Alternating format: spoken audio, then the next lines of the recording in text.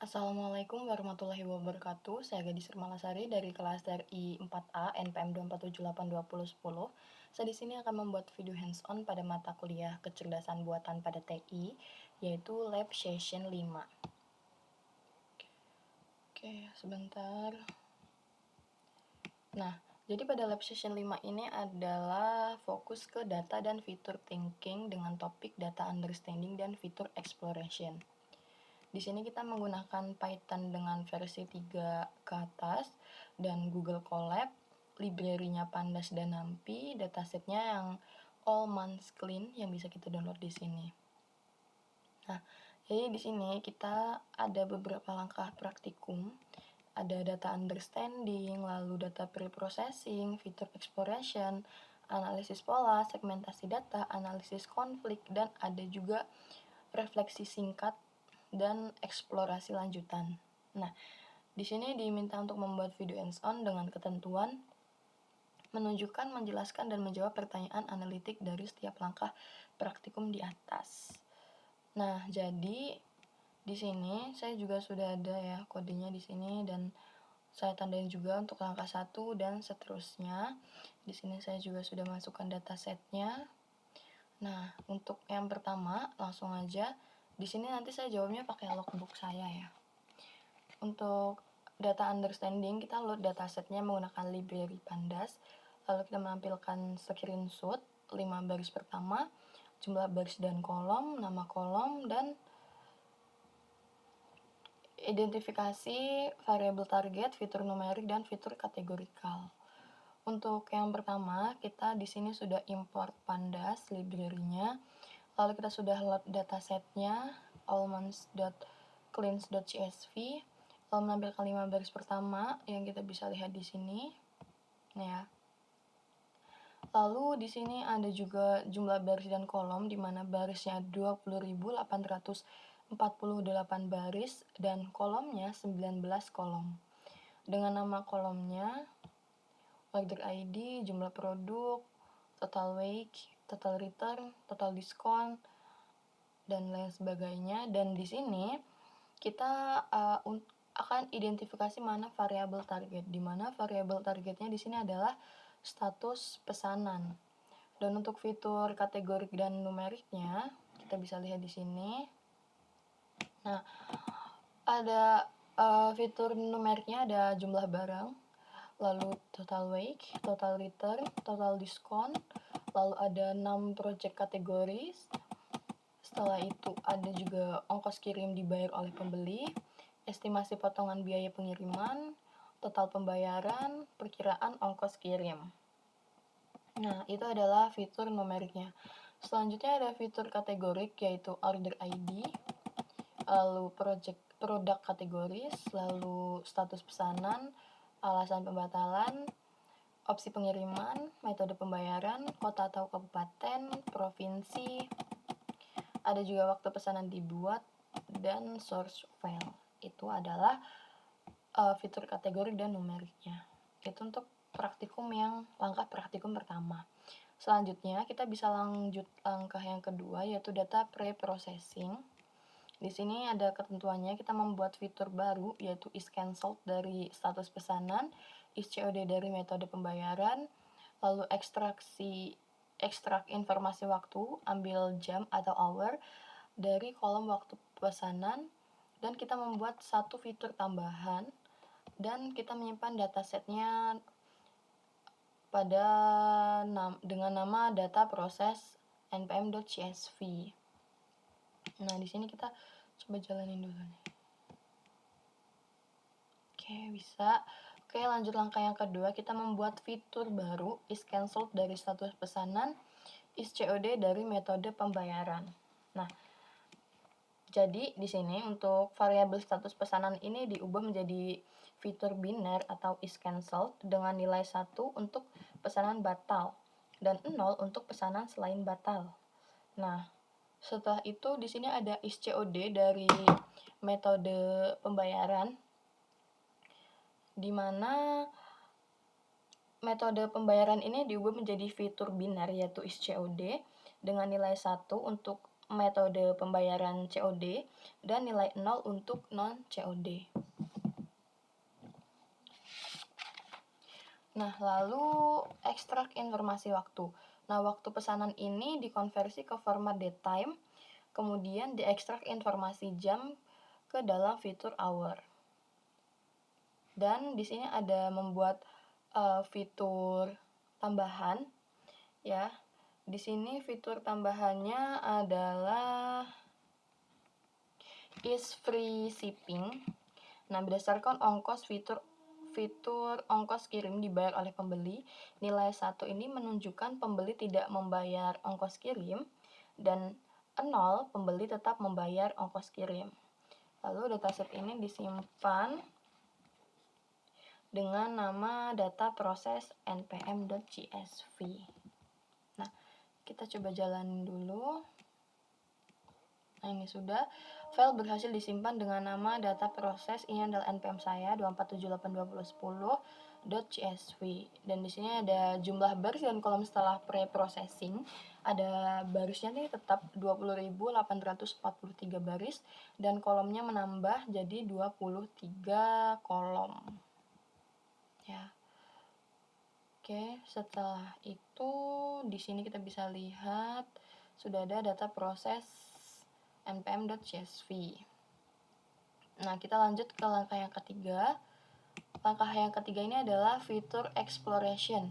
Kita memilih 3 fitur yang diduga mempengaruhi pembatalan pesanan.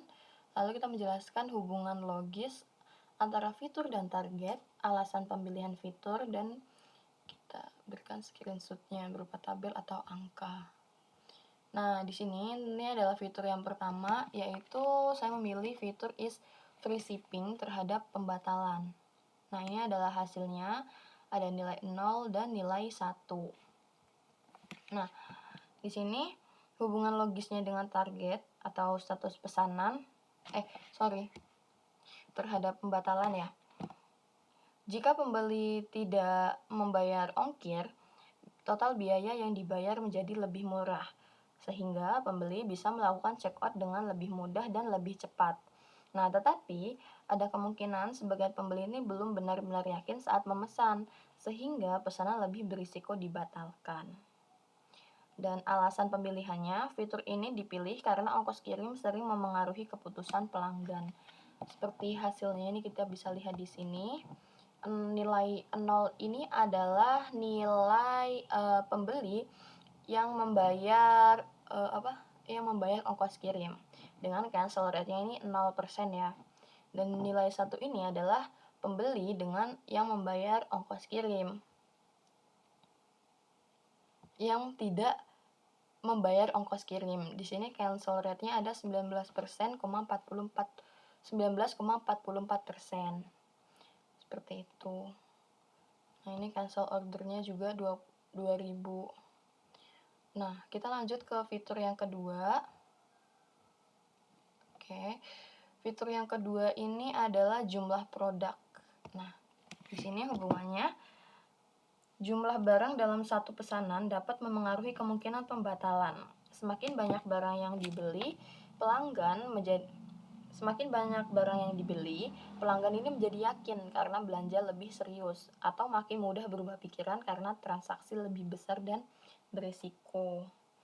Nah, jadi alasan pemilihannya ini, jumlah produk ini adalah representasi langsung dari besar kecilnya pesanan.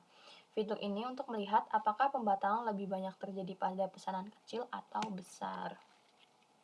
Nah, ini kita bisa lihat di sini untuk jumlah produknya. Nih, ini jumlah produknya 1, cancel rate-nya 14%, 1 sampai 2, cancel rate-nya 10%, 2 sampai 3, cancel rate-nya 12%, 3 sampai 5, cancel rate-nya 13,69%, 5 sampai 10 produk cancel rate-nya 17%, dan 10 sampai 10 item lebih ini cancel rate-nya jadi 18%. Ya. Nah, jadi semakin banyak jumlah barangnya ini, malah cancel rate-nya ini semakin besar.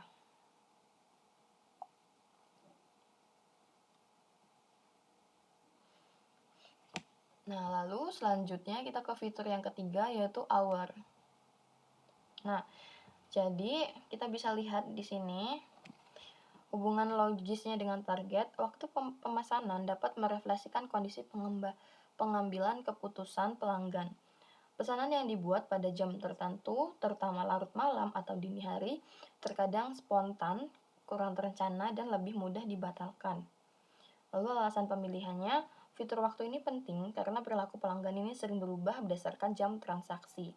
Dengan mengekstrak hour, dapat melihat apakah ada pola waktu tertentu yang terkait dengan pembatalan. Nah, ini kita bisa lihat di sini untuk dini hari itu jam 00 sampai jam 5, cancel rate-nya 16%. Ini paling tinggi ya. Di sini kita bisa lihat. Nah, kayak seperti yang saya katakan tadi, bahwa pesanan yang dibuat pada jam tertentu ini lebih mudah dibatalkan, terutama pada dini hari ini. Bisa lihat di sini cancel rate-nya ada 16%. Dan untuk pagi, siang, malam cancel rate-nya hampir sama ya, 13%. Nah, lalu selanjutnya ada analisis pola. Kita di sini memakai data yang sudah diproses. Nah, ini kita bisa melihat hitung persentase pembatalan dari COD versus non-COD, lalu analisis hubungan ongkos kirim dengan pembatalan, analisis hubungan jumlah produk dengan pembatalan. Untuk analisis pola, ini kita coba jalankan. Nah, di sini hitung persentase pembatalan dari COD versus non-COD. Nah, non-COD di sini kita bisa lihat 13,81% dan COD 13,38%. Kita diminta untuk interpretasi ya. Nah, jadi berdasarkan hasil yang di sini, kita ini bisa menginterpretasikan metode pembayaran COD bukan faktor pembeda utama terhadap pembatalan. Nah, selisih keduanya ini relatif kecil, sehingga metode pembayaran COD tidak menunjukkan pengaruh yang sangat kuat terhadap pembatalan pesanan. Seperti itu. Nah, itu lanjut yang B, yaitu analisis hubungan ongkos kirim dengan pembatalan. Nah, ini bisa lihat, ini adalah tabelnya. Nah, di sini ada interpretasinya. Berdasarkan pengelompokan is free shipping ya.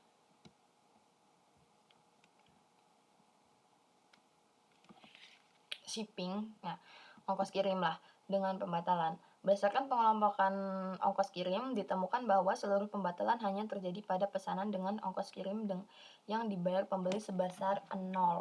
Nih, ketika pembeli ini tidak membayar ongkos kirim,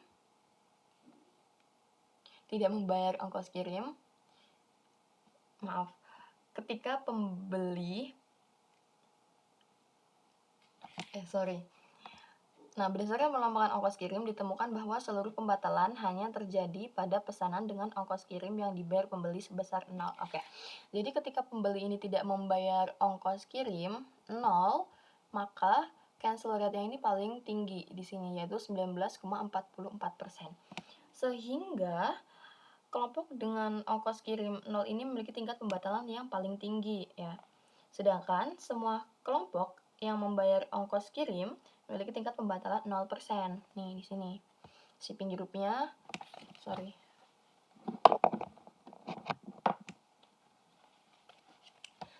sampai 10.000 nih. 10.000 sampai 20.000, 20.000 sampai 50, di atas 50. Ini malah cancel rate-nya ini lebih rendah atau nggak ada sama sekali. Seperti itu. Dan cancel ordernya juga nggak ada. Ya. Nah, sehingga hubungan ongkos kirim dengan pembatalan ini adalah sangat kuat. Nah, lalu kita lanjut yang C, analisis hubungan jumlah produk dengan pembatalan.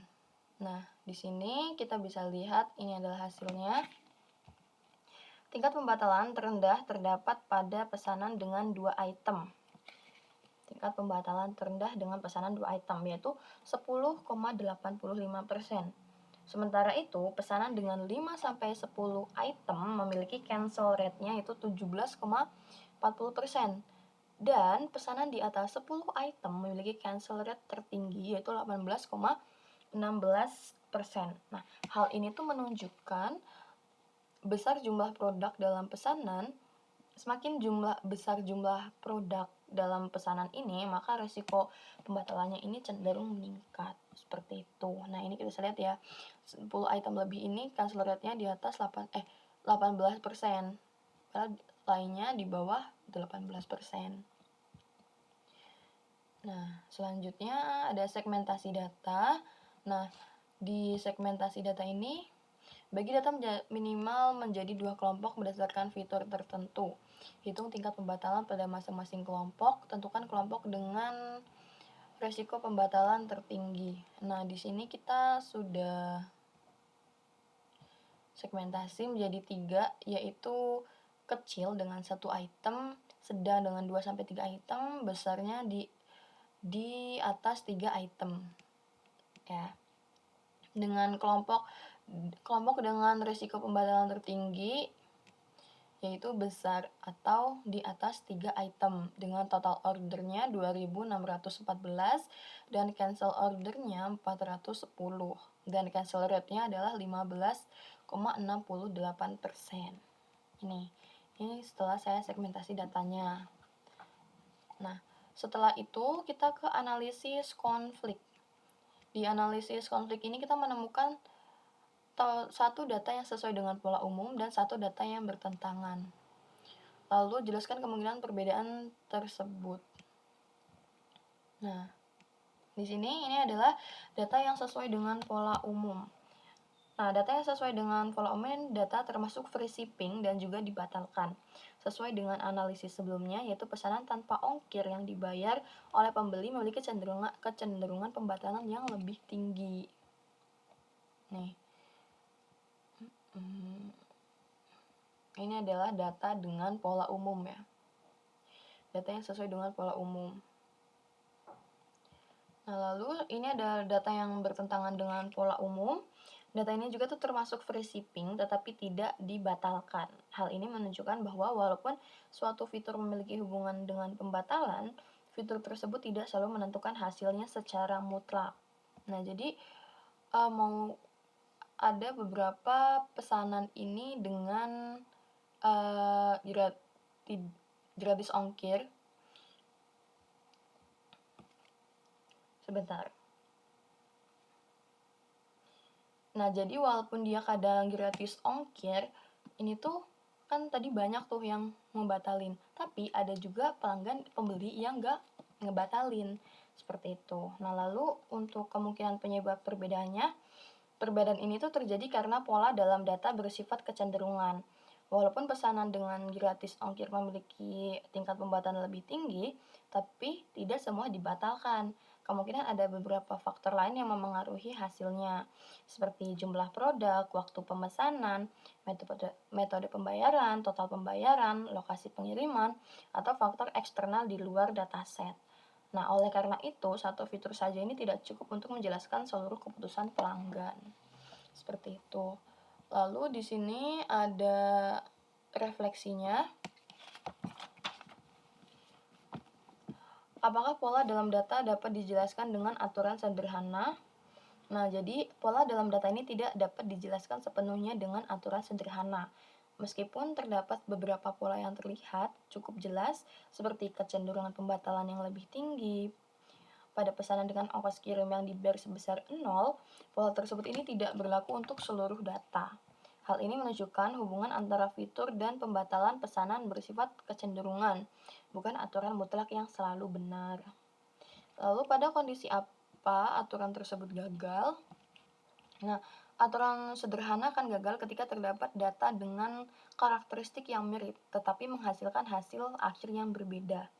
Kondisi ini menunjukkan bahwa pembatalan pesanan tidak hanya dipengaruhi oleh satu variabel, tetapi oleh beberapa faktor yang tercatat atau tidak tercatat di dalam dataset. Lalu apa kesulitan dalam membuat sistem otomatis berbasis aturan dari data ini? Nah, kesulitan utama dalam membuat sistem otomatis berbasis aturan adalah karena data memiliki banyak variasi, hubungan antar fitur tidak sederhana. Akibatnya, sistem berbasis aturan ini akan sulit menangani kasus-kasus yang menyimpang dari pola umum dan berpotensi menghasilkan keputusan yang kurang akurat. Lalu kita lanjut ke eksplorasi lanjutan. Jika variabel target dihilangkan, bagaimana Anda mengelompokkan data tersebut? Nah, jika variabel target ini dihilangkan, maka data dapat dikelompokkan berdasarkan kemiripan karakteristik transaksi. Pengelompokan ini dapat dilakukan dengan memanfaatkan fitur penting seperti jumlah produk, ongkos kirim, metode pembayaran, dan waktu pemesanan. Data ini dapat dibagi ke dalam kelompok pesanan kecil, pesanan sedang, dan pesanan besar berdasarkan jumlah produk. Nah, selain itu, data juga dapat dikelompokkan berdasarkan jam pemesanan. Dengan pendekatan tersebut, meskipun tanpa variabel target, data tetap dapat dianalisis untuk menemukan segmen-segmen transaksi yang memiliki karakteristik serupa. Nah, mungkin cukup sekian video hands-on dari saya. Terima kasih, mohon maaf apabila ada kesalahan. Saya akhiri, wassalamualaikum warahmatullahi wabarakatuh.